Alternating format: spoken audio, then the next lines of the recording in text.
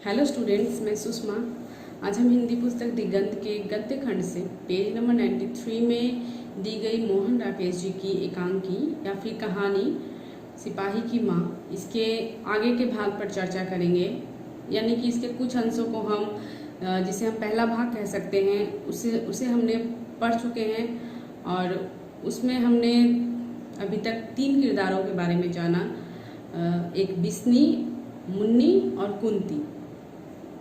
और इसमें जिसे सिपाही कहा गया है वो है मानक, जो कि बिस्नी का पुत्र है, और मुन्नी बिस्नी की पुत्री है, और कुंती बिस्नी की पड़ोसिन है। और इसमें कई जगहों पर चौधरी का जिक्र किया गया है, जो कि उस गांव के एक बहुत ही ऊंचे दर्जे के पुरुष हैं।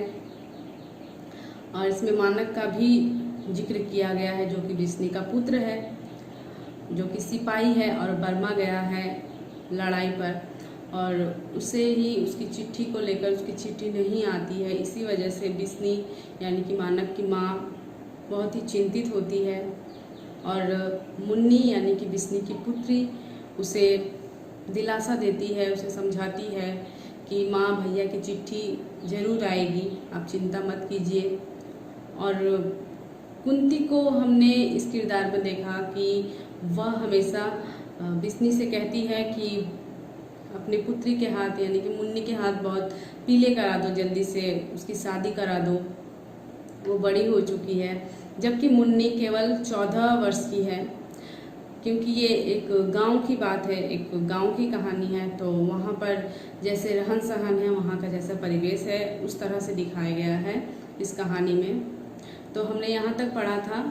अब इसके अगले भाग को हम पढ़ते हैं, इसके आगे के अंश को पढ़ते हैं। कुंती कहती है, पर तू देख 14 की तो हो गई है, अब घर में रखकर और कितनी बड़ी करेगी। मेरी धनों का अभी 13वां चल रहा है, पर लोगों ने जान खा ली थी कि लड़की मुटियार हो गई है। अब जल्दी से इसे कहीं विदा करो। तू मानक के आने तक देखभाल तो कर, और जाने मानक को आने में अभी कितने दिन लगते हैं, लड़ाई का कुछ पता नहीं। जैसा कि मैंने बताया कि कुंती इसमें बिस्नी को कहती है कि अपने मुन्नी के हाथ जल्दी से पीले करवा दो। बस वही कह रही है यहाँ पर कि मुन्नी 14 की हो गई है, और तू लड़का तो देख, जाने अब मानक को आने में और कितने दिन हैं, उसका तो कुछ पता नहीं। इसलिए तू मुन्नी को विदा कर, उसके लिए लड़का देखना शुरू कर दे। मेरी धन्नो यानी कुंती अपनी बेटी की बात कर रही है कि मेरी धन्नो तो केवल अभी 13 वर्ष की है, लेकिन लोगों ने मेरी जान खा ली है कि लड़की जवान हो गई है, और उसे जल्दी से विदा करो, यानी उसका जल्दी से विवाह करो। और इसी को लेकर वो बिस्नी को समझाती है कि तू अब अपनी भी लड़की के लिए, मुन्नी के लिए भी लड़का देखना शुरू कर दे। बिस्नी कहती है, नहीं, वह 4-6 महीने में जरूर आ जाएगा। वह कहा गया था कि जल्दी से जल्दी छुट्टी लेकर मिलने के लिए आएगा। उसे गए भी 7 महीने हो गए हैं। तो बिस्नी जवाब देती है कुंती को कि नहीं, वह 4-5 महीने में जरूर आ जाएगा। वह कह कर गया था कि वह जल्दी से जल्दी आ जाएगा, और उसे गए भी तो 7 महीने हो चुके हैं। वो अपने बेटे मानक के बारे में यह बात कर रही है, जो कि बर्मा गया है लड़ाई पर, और बहुत दिन हो गए हैं और वो अभी तक वापस नहीं आया है। और इसी को लेकर वो कुंती से ये सब बातें कहती है। कुंती कहती है, हाँ, शायद 4-6 महीने में आ जाए। बिसनदेई, लड़ाई का मुंह शेर का मुंह है, शेर का मुंह किसने सूंघ कर देखा है। लड़की तो देखते देखते तार हुई जा रही है। तू कहे तो मैं कहीं खोज खबर करती हूँ। मानक जाने साल में आता है कि 6 महीने में आता है कि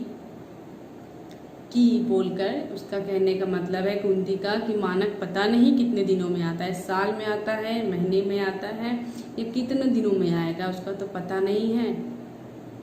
तू कहे तो मैं मुन्नी के लिए लड़का देखना शुरू करूं। क्योंकि लड़ाई का मुंह, शेर का मुंह किसने सूंघ कर देखा है, यानी लड़ाई पर क्या हो रहा है नहीं हो रहा है ये कौन जान रहा है।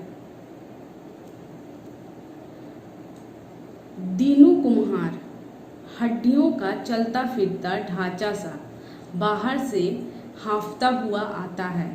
उसके सिर के और दाढ़ी के बाल आधे पक चुके हैं, हाथ मिट्टी में सने हैं। अब यहाँ पर एक नया किरदार है दीनू का, जो कि कुम्हार है, जो कि मिट्टी के बर्तन बनाते हैं, उसे कुम्हार कहते हैं हम। अब उसका यहाँ पर बताया गया है कि वो देखने में कैसा है। वो हड्डियों का चलता फिरता ढांचा सा, यानी कि बहुत पतला दुबला सा है और शरीर में केवल हड्डियाँ ही दिखती हैं। बहुत सारे लोग ऐसे पतले दुबले होते हैं। तो बाहर से हांफता हुआ मतलब बहुत तेजी से आ रहा है शायद, और हाँफ रहा है। उसके सिर के और दाढ़ी के बाल भी पक चुके हैं आधे, और हाथ, कुम्हार है इसलिए उसके हाथ तो मिट्टी में सने हुए हैं। वो अपना काम करते हुए शायद आ रहा है, यही बताया गया यहाँ पर। तो दीनू कहता है, मुन्नी की माँ आज तो हद हो गई। दीनू मुन्नी की माँ यानी बिस्नी से कहता है कि मुन्नी की माँ आज तो हद हो गई। मतलब कोई बात है, उसने जिस बात ने उसे आश्चर्यचकित कर दिया है, इसी वजह से वो मुन्नी की माँ को कह रहा है कि आज तो हद हो गई। बिस्नी कहती है, किस बात की हद हो गई, इतना हाफ क्यों रहा है। दीनू कहता है, बताने की बात नहीं, तू बाहर निकल कर अपनी आंखों से देख। बताने की बात नहीं है, तू बाहर निकल और अपनी आंखों से देख ले कि क्या हुआ है। बिस्नी कहती है, कुछ बताएगा भी, बात क्या है। दीनू कहता है, बात क्या है, तमाशा है। सच कहता हूँ मुन्नी की माँ, बेशर्मी की हद हो गई। कुछ दीनू ने ऐसा देखा है जिसे कि उसे लग रहा है कि वो बेशर्मी है, वो बेहुदा कुछ उसने देख लिया है, और इसी बात पर वो बिस्नी को कहता है कि तू निकल कर देख बाहर, ये तमाशा है और अब तो बेशर्मी की हद हो गई है। बिस्नी कहती है, क्या फिर वह चौधरी की बेवा, कहकर रुक जाती है। मतलब उसके कहने का मतलब है बिस्नी का कि चौधरी की बेवा, बेवा मतलब विधवा, चौधरी की वो विधवा, मतलब कुछ उसके बारे में अब फिर से कुछ हुआ है क्या, उसके कहने का ये मतलब है। तो दीनू कहता है, नहीं उसकी बात नहीं है, दो जवान छोकरियाँ आज कहीं से आई हैं, उनका ऐसा पहरावा है कि तुमसे क्या कहूँ। रंग काला है पर बिल्कुल मेमो की तरह टिट फिट चलती हैं और घर घर जाकर आटा दाल मांग रही हैं। इतनी जिंदगी चली गई पर ऐसी बेशर्मी कभी नहीं देखी। दीनू ने दो लड़कियों को देखा है जिसका पहरावा यानी उसका पहनावा, उसके वस्त्र उसे खराब लगे हैं, और लड़कियां देखने में कैसी हैं ये बता रहा है कि उसका रंग काला है लड़कियों का और बिल्कुल मेमो की तरह दिखती हैं, टिट फिट एकदम फिट फाट दिखती हैं, और घर घर जाकर आटा दाल मांग रही हैं। मतलब वो ऐसी दिखती हैं, इतनी अच्छी दिखती हैं, रंग काला है लेकिन उनका पहनावा ऐसा है और टिट फिट पूरा फिट फाट दिख रही हैं, लेकिन वो घर घर जाकर आटा दाल मांग रही हैं। इतनी जिंदगी चली गई लेकिन ऐसी बेशर्मी उसने नहीं देखी है, दीनू ऐसा कह रहा है। अब वो गांव है और गांव में वैसा पहनावा नहीं देखने को मिलता है, और जब कोई वैसा पहनकर निकलता है, छोटे छोटे से कपड़े, यहाँ पर ऐसी बात है और उसी तरह के कपड़ों की बात हो रही है यहाँ पर कि अगर ऐसा कोई पहनकर निकलता है तो वो बेशर्म समझा जाता है और उसके पहनावे को गलत समझा जाता है। तो यही दीनू बता रहे हैं यहाँ पर। तो दीनू कहता है मुड़कर, वे तेरे घर की तरफ ही आ रही हैं, मुन्नी को अंदर भेज दे, मैं जाकर चौधरी को खबर सुना दूँ। जैसा कि मैंने कहा, चौधरी उस गांव का बहुत ही ऊंचे दर्जे का एक पुरुष है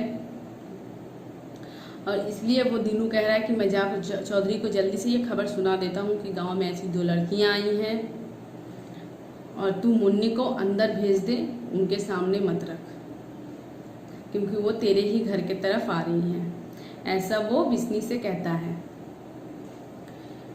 दीनू बाहर चला जाता है। बिस्नी, कुंती और मुन्नी उत्सुक आंखों से बाहर की ओर देखती हैं। दो बर्मी लड़कियां बाहर से आती हैं। वे जांघों तक लंबे मैले फ्रॉक पहने हैं। दोनों के हाथों में एक एक थैला है। जैसा मैंने कहा, वहाँ पर छोटे छोटे कपड़े गांव हैं, ऐसे पहनावा वहाँ पर चलता नहीं है गाँव में, और अगर कोई ऐसा पहने तो उसे बहुत ही ओछी नज़रों से देखा जाता है। तो यहाँ पर लड़कियों के बारे में बताया गया है, और बिस्नी, कुंती और मुन्नी वो तीनों बहुत ही उत्सुक नज़रों से, बहुत ही मतलब बेचैनी से देख रही हैं कि देखूं जरा कौन आ रहा है, ऐसी कौन सी लड़कियां हैं। जब वो देखती हैं तो देखती हैं कि दो ऐसी लड़कियां हैं जो कि जांघों तक एक फ्रॉक पहने हुए हैं। उसकी फ्रॉक की लंबाई उसके जांघों तक है और दोनों के हाथों में एक एक थैला है। कुंती कहती है बिस्नी के कान में फुसफुसाकर, ये लड़कियां क्रिश्चियन हैं। बिस्नी उसका मतलब न समझकर प्रश्न भरी नज़रों से उसकी ओर देखती है। इस तरह से देखती है कि उसे मतलब समझ में ही नहीं आ रहा है कि वो क्या कहना चाहती है कुंती। क्रिश्चियन यानी, तो कुंती कहती है उसी स्वर में, क्रिश्चियन होती है जो मर्दों को घरों में रखती हैं और आप बाहर घूमती हैं। क्रिश्चियन का मतलब यहाँ पर इस तरह से समझाया है कुंती ने बिस्नी को। क्रिश्चियन लड़कियाँ ऐसी होती हैं जो मर्दों को, पुरुषों को घर में रखती हैं और खुद स्वयं बाहर जाती हैं। पहली लड़की, दो लड़कियाँ थीं। पहली लड़की, थोड़ा दाल चावल दे दीजिए माँ जी, परमात्मा आपका भला करेगा। पहली लड़की कहती है, थोड़ा दाल चावल मांगती है, कहती है परमात्मा आपका भला करेगा। फिर दूसरी लड़की, हम रिफ्यूजी हैं, बहुत दूर से भूखे प्यासे आ रहे हैं। पहली लड़की दाल चावल मांगती है माँ जी कहकर, और फिर दूसरी लड़की भी वैसे ही बोलती है, बताती है कि हम रिफ्यूजी हैं माँ जी, बहुत दूर से भूखे प्यासे आए। रिफ्यूजी जो कि दूसरे देशों से भागकर चले आते हैं, कहीं और जाकर रहते हैं, ऐसे लोगों को रिफ्यूजी कहा जाता है। तो अपनी हालत बताती है कि हम बहुत ही भूखे प्यासे आ रहे हैं। पहली लड़की कहती है, हजारों लोग वहाँ से घर बार छोड़कर चले आए हैं। हम जहाँ रहते थे वहाँ हजारों लोग वहाँ से घर बार छोड़कर चले आए हैं। हम एक घर की 10 औरत यहाँ से 3 मील दूर एक पुरानी धर्मशाला में पड़ी हैं। हमारे 2 भाई रास्ते में पड़े हैं, तो थोड़ा दाल चावल दे दीजिए माँ जी, आपकी जान की दुआ। वो जहाँ रहती हैं, लड़कियाँ रहती थी, वहाँ पर बहुत ही मतलब आक्रमण, मतलब बहुत ही ये आक्रमण हुआ है और लड़ाई चल रही है वहाँ पर, और वहाँ से वो लड़कियाँ भागकर चली आई हैं उनके गांव में। और वही बता रही हैं कि हम वहाँ से 10 लड़कियाँ ऐसी हैं जो कि भागकर चले आए हैं और एक धर्मशाला में रह रहे हैं, और हमारे 2 भाई रास्ते में मर गए वहाँ पर। थोड़ा दाल चावल दे दीजिए खाने के लिए, तो आपकी जान की दुआएं देती हैं। कुंती कहती है बिस्नी के कान के पास, यह लड़कियां क्रिश्चियन नहीं हैं, इनके लक्षण अच्छे नज़र नहीं आते। और फिर कुंती, जिसने बिस्नी से कहा था कि यह क्रिश्चियन है, फिर वही कुंती बिस्नी से कहती है ये लड़कियां क्रिश्चियन नहीं हैं, इनके लक्षण यानी उसके चरित्र उसे अच्छे नज़र नहीं आते। बिस्नी कहती है लड़कियों के चेहरे पर दृष्टि जमाए हुए, हाय री, तुम इस तरह भीख क्यों मांग रही हो? देखने में तो तुम अच्छे घर की नज़र आती हो। बिस्नी उन लड़कियों के परिस्थिति पर दया करती हुई बताती है, बोलती है कि तुम ऐसे भीख क्यों मांग रही हो, तुम तो देखने में अच्छे घर की लगती हो। पहली लड़की कहती है पहले हमारा घर बार था, तब और बात थी माँ जी, अब घर बार उजड़ गया है, तो भीख का ही आसरा है। जापानी जहाज़ों ने बम मार मार कर सारा शहर उजाड़ दिया है। रोज वहाँ गोलीबारी होती है, यहाँ तो आप लोग स्वर्ग में रहती हैं। लड़ाई की वजह से हमारा मुल्क तो बिल्कुल तबाह हो गया है। फौज को छोड़कर और कोई वहाँ नहीं रहा। बता रही है पहली लड़की, अपनी स्थिति बयान कर रही है कि वो जहाँ रहती थी उनका घर बार था, लेकिन जब से वहाँ पर लड़ाइयाँ शुरू हो गई हैं उनका मुल्क उजड़ गया है। हमेशा वहाँ गोलीबारी ही चलती हैं। लड़ाइयों के वजह से अक्सर जैसा होता है वैसी परिस्थिति उनकी थी, और इसलिए बोल रही हैं कि उनका वो जहाँ रहती थी वो तो अब नरक के समान है, और आप लोग जहाँ अब रह रही हैं वो तो स्वर्ग है। और लड़ाई की वजह से उनका मुल्क बिल्कुल तबाह हो गया है, उजड़ गया है। फौज को छोड़कर और कोई वहाँ नहीं है। फौज जो कि वहाँ लड़ाइयाँ कर रहे हैं, जो सिपाही फौज, वही फौज है, और वहाँ पर कोई आम आदमी नहीं है। लड़ाई की वजह से सब इधर उधर भाग गए हैं। मुन्नी कहती है इनके मुल्क में बहुत लड़ाई होती है, इससे पूछो बर्मा यहाँ से कितनी दूर है। क्योंकि वो लड़कियां बर्मा से आई थी, तो इसलिए मुन्नी को ख्याल आता है कि इनसे पूछा जाए कि बर्मा यहाँ से कितनी दूर है। तो ये आज का हमारा दूसरा भाग था, जिसमें हमने पढ़ा कि बर्मा में कैसी लड़ाई हो रही है, वहाँ से 2 लड़कियां भाग कर आई हैं, और उसी से पता चलेगा कि अब बर्मा में कितनी लड़ाइयाँ हुई हैं। और फिर बिस्नी और मुन्नी लड़कियों से पूछती हैं और उससे बात करती हैं कि वहाँ पर क्या हुआ है, और लड़कियों का पहनावा देखकर गांव में बहुत बातें होती हैं। तो ये था हमारा दूसरा भाग। अब इसका तीसरा भाग हम अगले वीडियो में पढ़ेंगे। Thank you.